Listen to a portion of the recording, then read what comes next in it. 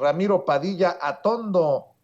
Mi querido Ramiro, discúlpame por tenerte esperando tanto tiempo, pero cómo ha estado movido el programa desde el inicio. Te mando un abrazo, Ramiro, ¿cómo estás?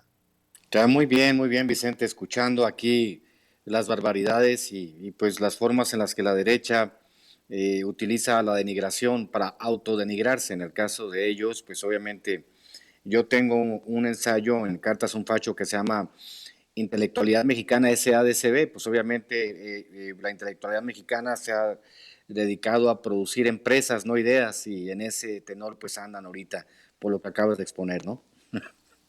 Así es. Oye, por cierto, el presidente Andrés Manuel López Obrador hoy exhibió a Héctor Aguilar Camín. Tenemos las declaraciones del presidente para que abunde en su análisis. Vete frotando las manos, mi querido Ramiro Padilla Tondo. Vamos a ver, escuchar al presidente en la mañanera.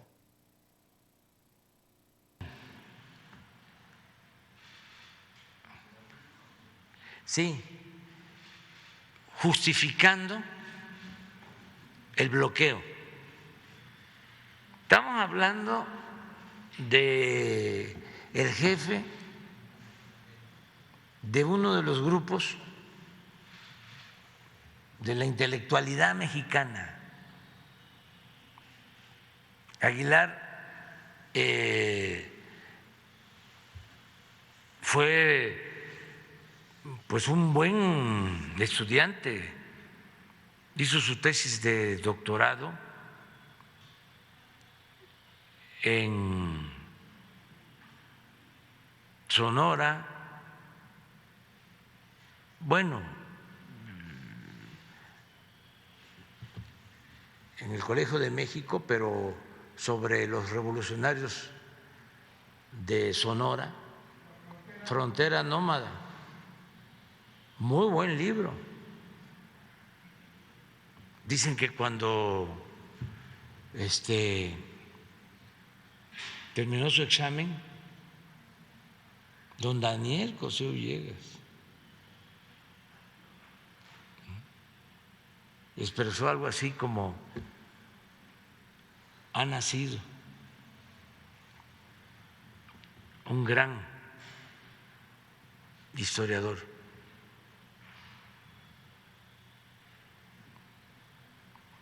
Pero los intelectuales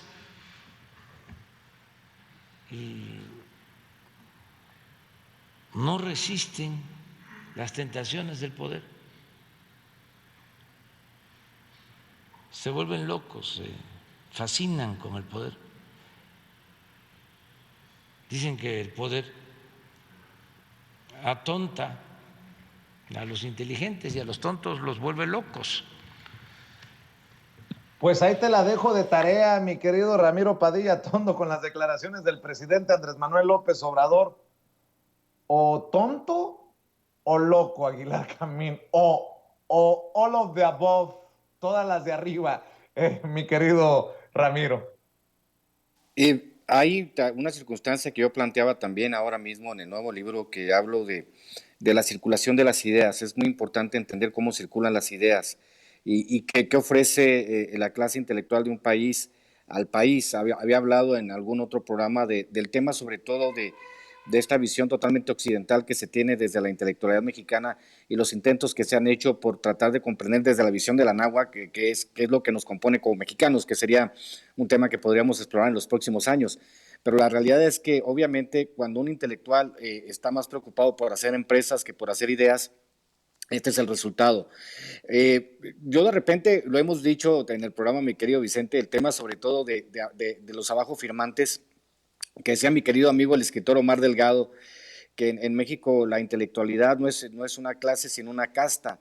Porque, por ejemplo, en aquella, si recuerdas la carta de la deriva autoritaria, contra la deriva autoritaria, pues firmaron la secretaria, los tíos, el jardinero, la cocinera, firmaron todos y descubrimos que pues no había una clase intelectual sino una casta, que no producía ideas, sino producía rencores. Entonces, cuando esto, como en Pedro Páramo, lo que sucede con la intelectualidad mexicana es que se ha convertido en un solo rencor vivo, pues estas son las consecuencias de no haber entendido, y sobre todo en el caso de Aguilar Camín, que surgió con tan buenos augurios, ¿no? El ser una persona, hasta que el mismo maestrazo Daniel Cosío Villegas decía, es que ha nacido un gran historiador. Pues la función del historiador, como lo he dicho, y en las discusiones que he tenido con algunos corifeos de Krause, pues les digo, es que un historiador no puede ser historia en tiempo real, porque no es la función del historiador. En el caso de Aguilar Camín, pues han perdido el camino, pues obviamente por adoptar una ideología que es contraria al progresismo.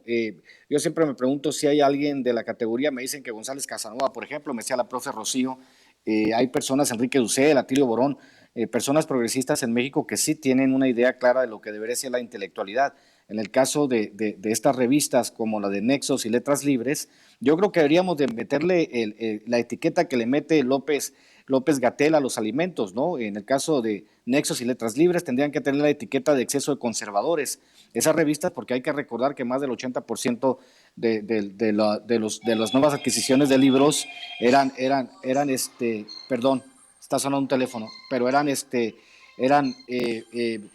eran este tipo de revistas que obviamente que solo tienen el asunto de los conservadores. Entonces, obviamente, estamos ante la circunstancia donde no hay ya un estamento intelectual que tengan ya las clases intelectuales mexicanas. Se acabó, no supieron adaptarse a los nuevos tiempos y estos nuevos tiempos obviamente están haciendo sufrir a todos ellos.